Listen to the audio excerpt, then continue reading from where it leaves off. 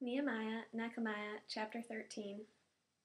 It was also at that time, when they were reading in the scroll of Moshe, that it was found written that no Ammoni or Moabi may ever enter the assembly of God, because they did not supply the people of Israel with food and water, but hired Balaam against them to put a curse on them, although our God turned the curse into a blessing.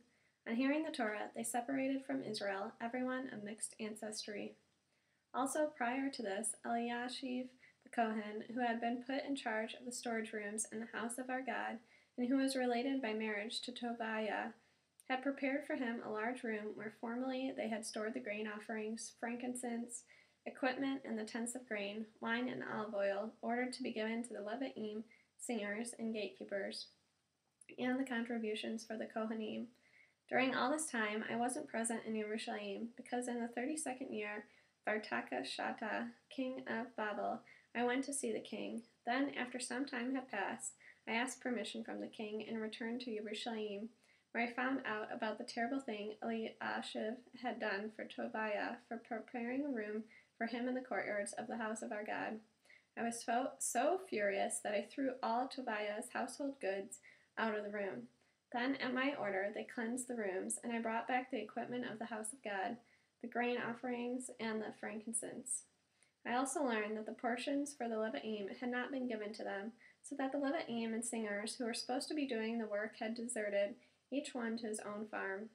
I disputed with the leaders, demanding, "Why is the house of God abandoned?"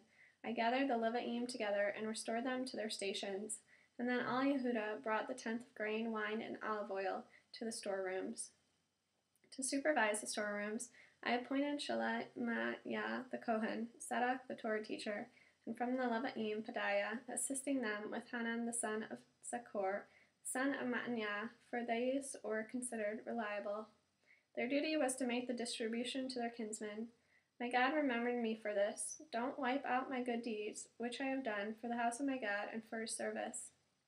During this time, I saw in Yehudah some people who were treading wine presses on Shabbat, also bringing in heaps of grain and loading donkeys with it, likewise wine, grapes, figs, and all kinds of loads, and they were bringing them into Jerusalem on the day of Shabbat.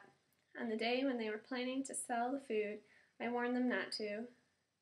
There were also living there people from Zor, and brought in fish and all kinds of goods, and sold them on Shabbat to the people in Yehudah, and even in Jerusalem.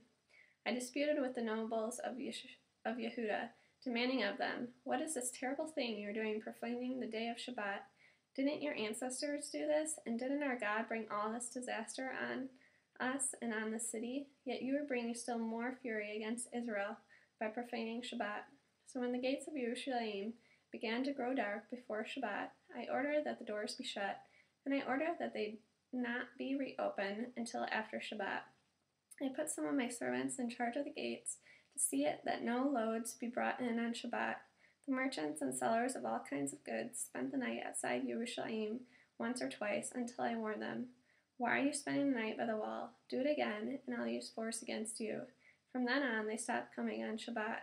Then I ordered the Levi'im to purify themselves and come and guard the gates, in order to keep the day of Shabbat holy.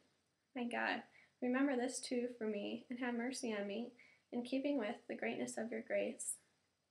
Also during this time, I saw the Judeans who had married women from Ashdod, Ammon, and Moab, and their children, who spoke half in the language of Ashdod, and couldn't speak in the language the Judeans spoke, but only in the language of each people.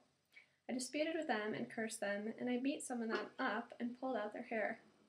Then I made them swear by God, "You will not give your daughters as wives for their sons, or take their daughters as wives for your sons, or for yourselves." Wasn't it by doing these things that Shlomo, king of Israel, sinned?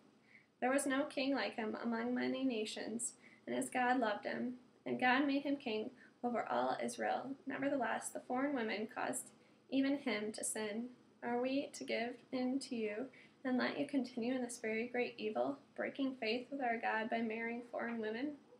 One of the sons of Yoyada, the son of Elishaf, the Kohen Haggadol, had become son-in-law to Sanballat the Horami, so I drove him out of my presence.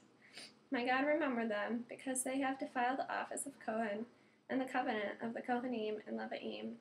Thus I cleansed them of everything foreign, and I had the Kohanim and Levi'im resume their duties, each one in his appointed task. I also made provision for the delivery of wood at stated times, and for the first fruits, my God, remember me favorably.